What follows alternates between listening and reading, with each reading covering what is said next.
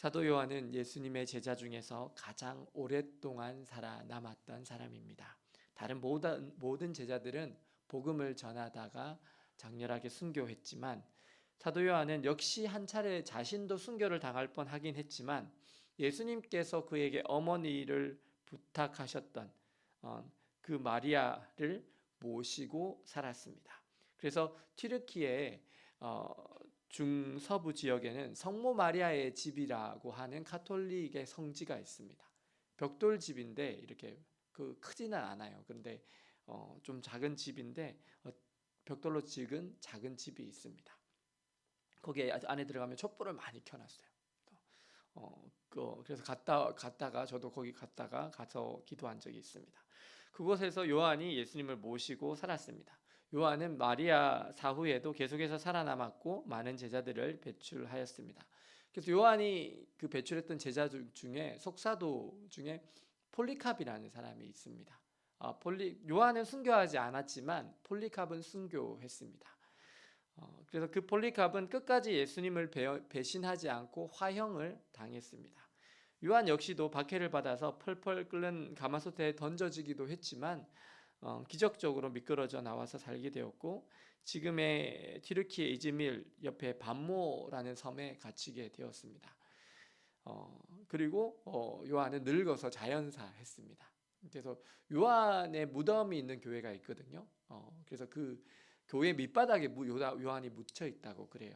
그것 역시 튀르키예 지역에 있는데 제가 가서 또 기도한 적이 있습니다. 그래서 옛날 사진을 보면 제가 거기서 무릎 꿇고 기도하는 사진이 찍힌 교회가 하나 있는데 거기가 요한이 묻혀 있는 곳입니다. 보통은 우리가 옛날에는 묻혀 있습니다. 어디다 묻었죠?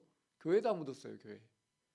이렇게 교회가 이게 땅이 많았거든요. 교회 뒷동산이 보통 있어서 거기다가 사람들 다 묻었어요. 아니면 교회 밑에다 묻든지. 그래서 요한도 그렇게 묻혀 있습니다. 지금의 튀르키예 이즈밀 옆에 반모라는 그 섬에서 요한은 주께서 보여주시는 마지막 날에 대한 환상을 보게 되었고 그리고 그것을 기록했습니다. 그는 예수 그리스도의 마음으로 소아시아의 7개 교회에게 권면하며 편지로서 하나님의 말씀을 전하고 있습니다. 그러면서 그는 이 예언의 말씀을 읽는 자와 듣는 자와 그 가운데 기록한 것을 지키는 자는 복이 있다고 말씀합니다. 왜 말씀을 읽고 듣고 그것을 지키는 사람이 복이 있다고 말씀할까요? 그때 당시에 예수님을 믿고 말씀을 듣고 읽고 묵상하고 살아내려고 하는 삶이 쉬운 삶이었을까요? 아니요. 우리보다 훨씬 어려운 삶이었습니다.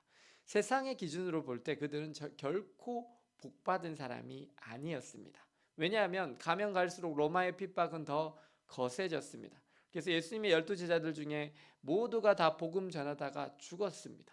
그래서 요한 혼자 남았어요. 그 제자들 중에는. 그 제자들은요, 어떤 사람은 십자가에 거꾸로 달려서 두고 어떤 사람은 화형을 당했습니다. 어떤 사람은 산채로 껍질이 벗겨져 죽기도 했습니다. 그래서 당시에 예수님을 믿는다라는 것 자체는 옥에 갇히고 매를 맞고 콜로세움의 원형 경기장에 사자밥으로 던져지고 화형을 당하기도 하는 그런 무수히 많은 고난을 받는 시기였습니다.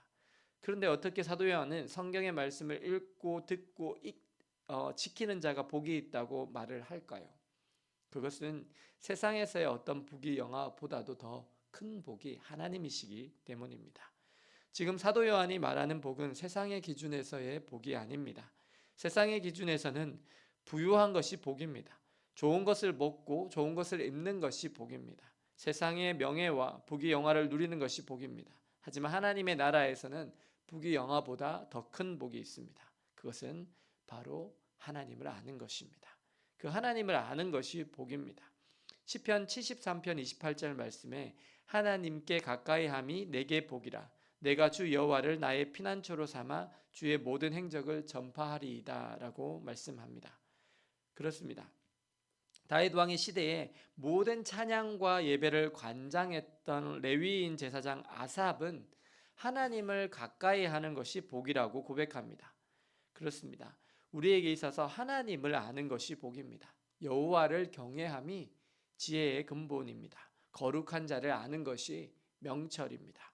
그리고 하나님의 말씀을 읽고 듣고 묵상할 때 우리는 하나님을 더욱 깊이 알게 됩니다. 그 말씀을 읽고 듣고 묵상하며 그 말씀으로 기도할 때 우리는 그 말씀 가운데 더 깊이 하나님의 임재 앞에 서게 됩니다. 그러면 세상과 나는 간 곳 없고 오로지 주님과 함께 하시는 그 시간을 갖게 됩니다. 예수님은 이 땅에서 언제나 머리 둘 곳 없는 자처럼 사셨지만 그분은 병든 자를 고치고 눈먼 자를 보게 하며 포로된 자에게 자유를 주시는 분이셨습니다. 그분의 삶은 비록 가난해 보였지만 그분은 모든 사람을 부욕해 하는 자로 사셨습니다. 저는 사도 바울이 고백했던 우리 크리스천이 어떤 사람인지에 관해 기술해 놓은 부분을 참 좋아합니다. 고린도후서 6장 8절부터 후반부부터 나옵니다. 제가 읽어드리겠습니다. 우리는 속이는 자 같으나 참되고 무명한 자 같으나 유명한 자요 죽은 자 같으나 보라 우리가 살아있고 징계를 받는 자 같으나 죽임을 당하지 아니하고 근심하는 자 같으나 항상 기뻐하고 가난한 자 같으나 많은 사람을 부욕해 하고 아무것도 없는 자 같으나 모든 것을 가진 자로다.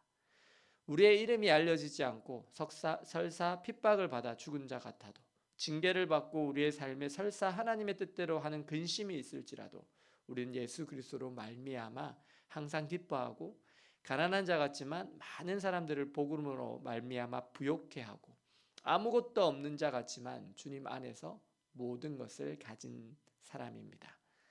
안타까운 것은 오늘을 사는 우리 그리스도인들이 세상의 부귀영화를 너무 많이 쫓고 있는 것은 아닌가 하는 생각이 들어서입니다. 주님께서 다시 오실 때 우리에게서 무엇을 보시겠습니까?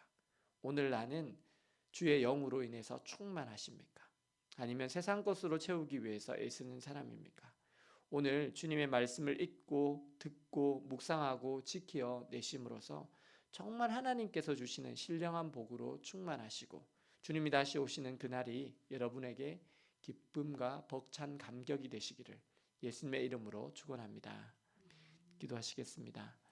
사랑과 은혜의 하나님, 예수님께서 명령하신 작은 일에 끝까지 충성했던 사도 요한을 봅니다. 그리고 그가 말씀을 읽고 듣고 지켜내는 자가 복이 있다고 말하는 것을 저희의 마음에 새깁니다. 주님, 저희가 이 세상의 부귀영화를 쫓기보다 말씀을 듣고 읽고 묵상하고 살아내는 자로 하늘 소망을 두고 살게 하여 주옵소서. 그래서 하나님을 더욱 깊이 알고 주님을 가까이 하며 정말 근심하는 자 같지만 항상 기뻐하고 가난한 자 같지만 많은 사람을 부욕해 하고 아무것도 없는 자 같지만 주 안에서 모든 것을 가진 자로 살게 하시옵소서. 그래서 주님이 다시 오시는 그날이 저희들에게 기쁨과 벅찬 감격의 날이 되게 하여 주옵소서. 예수 그리스도의 이름으로 기도드립니다. 아멘.